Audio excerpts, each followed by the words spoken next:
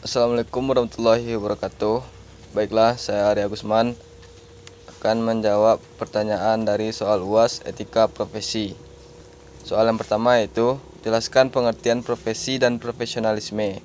Profesi merupakan suatu jabatan atau pekerjaan yang menuntut keahlian atau keterampilan dari pelakunya. Biasanya sebutan profesi selalu dikaitkan dengan pekerjaan atau jabatan yang dipegang oleh seseorang. Profesionalisme merupakan komitmen para anggota suatu profesi untuk meningkatkan kemampuannya secara terus-menerus. Profesionalisme adalah sebutan yang mengacu kepada sikap mental dalam bentuk komitmen dari para anggota suatu profesi untuk senantiasa mewujudkan dan meningkatkan kualitas profesionalnya. Soal yang kedua yaitu, apa saja bentuk modus kejahatan dalam dunia IT? Dan berikan contohnya. Yang pertama yaitu cybercrime adalah semua bentuk akses ilegal terhadap suatu transmisi data. Itu artinya semua bentuk kegiatan yang tidak sah dalam suatu sistem komputer, termasuk dalam suatu tindak kejahatan.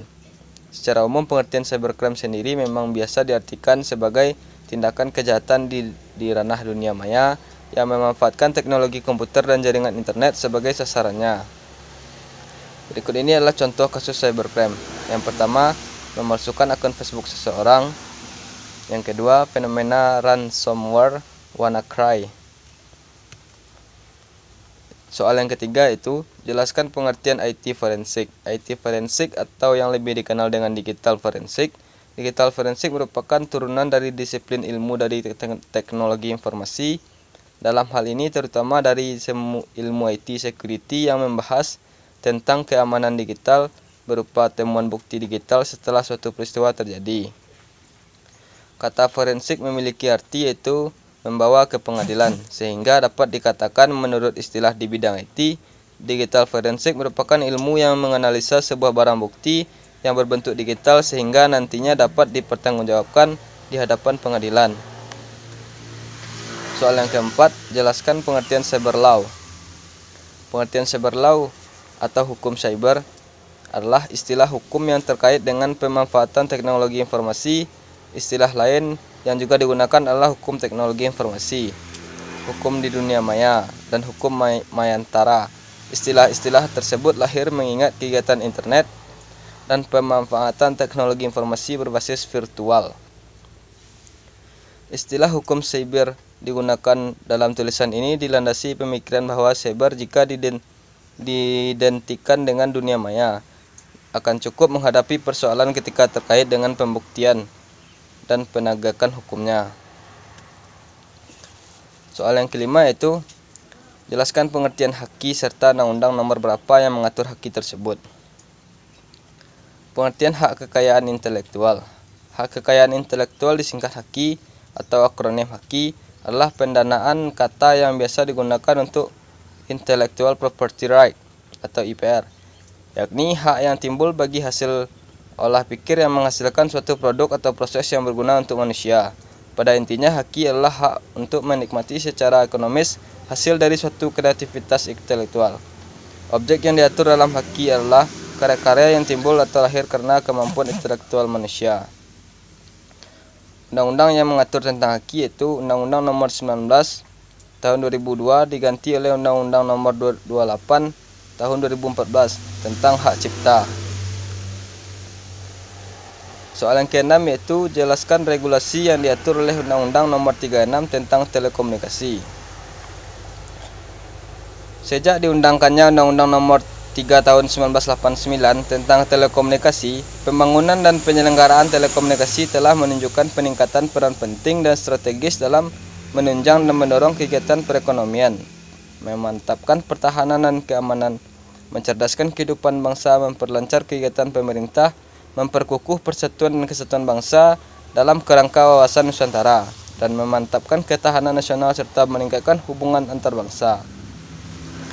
Perubahan lingkungan global dan perkembangan teknologi telekomunikasi yang berlangsung sangat cepat telah mendorong terjadinya perubahan mendasar, melahirkan lingkungan telekomunikasi yang baru dan perubahan secara pandang dalam penyelenggaraan telekomunikasi, termasuk hasil konvergensi dengan teknologi informasi dan penyiaran, sehingga dipandang perlu mengadakan penataan kembali penyelenggaraan telekomunikasi nasional. Penyesuaian dalam penyelenggaraan telekomunikasi di tingkat nasional sudah merupakan kebutuhan nyata, mengingat meningkatkannya kemampuan sektor swasta dalam penyelenggaraan telekomunikasi, pengusahaan teknologi telekomunikasi, dan keunggulan kompetitif dalam rangka memenuhi kebutuhan masyarakat. Soal yang ketujuh yaitu jelaskan perbedaan internet banking dengan mobile banking menurut ITE. Perbedaan mobile banking dan internet banking terletak pada akses dan cara penggunaannya. Mobile banking hanya dapat diakses melalui aplikasi yang telah disediakan oleh bank. Sementara itu, internet banking dapat diakses langsung melalui browser. Terlepas dari itu, baik mobile banking maupun internet banking memiliki fitur yang hampir sama. Oleh karena itu, kamu bisa memilih menggunakan layanan apa yang sesuai dengan kebutuhan kamu.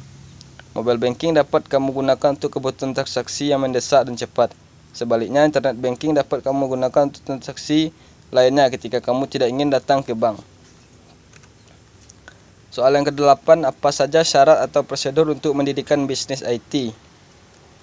Yang pertama, fotokopi KTP, NPWP, dan KK para pemegang saham dan pengurus minimal 2 orang. Yang kedua, foto direktur ukuran 3x4 latar belakang merah. Yang ketiga, kopi PBB tahun terakhir sesuai domisili perusahaannya. Yang keempat, kopi surat kontrak atau sewa kantor atau bukti kepemilikan tempat usaha, gedung atau perkantoran. Surat keterangan domisili dari pengelola gedung jika berdomisili di gedung atau perkantoran. Selanjutnya, surat keterangan RT RW jika dibutuhkan. Selanjutnya, kantor berada di wilayah perkantoran atau plaza atau ruko atau tidak berada di wilayah pemukiman. Yang selanjutnya, surat keterangan zonasi dari kelurahan. Dan yang terakhir, stempel perusahaan. Soal yang ke-9, berikan contoh jenis-jenis pekerjaan bidang IT. Yang pertama, software developer, database administrator, hardware engineer, system analyst, network architect, web developer, information security analyst, IT support, dan system manager. Soal yang ke-10 itu contoh sertifikasi internasional. Sertifikasi untuk bahasa pemrograman, program Java, sertifikat dari Sun. Yang selanjutnya, program Java Mobile, sertifikat dari Sun. Selanjutnya, program Microsoft Net, sertifikat dari Microsoft. Yang kedua, sertifikasi untuk database Microsoft SQL Server, Oracle Certificate DBA. Terdapat 3 jenjang, yaitu Oracle Certificate DBA Associate, Oracle Certificate DBA Professional, dan Oracle Certificate DBA Master Oracle. Selanjutnya, sertifikat developer. Terdapat 3 jenjang, yaitu Oracle 9EPL/SQL Developer Certificate Associate, Oracle 9E from Developer Certificate Professional, dan Oracle 9E AS Web Administrator. Baiklah, hanya itu yang dapat saya jawab untuk pertanyaan UAS etika profesi. Saya sudahi. Assalamualaikum warahmatullahi wabarakatuh.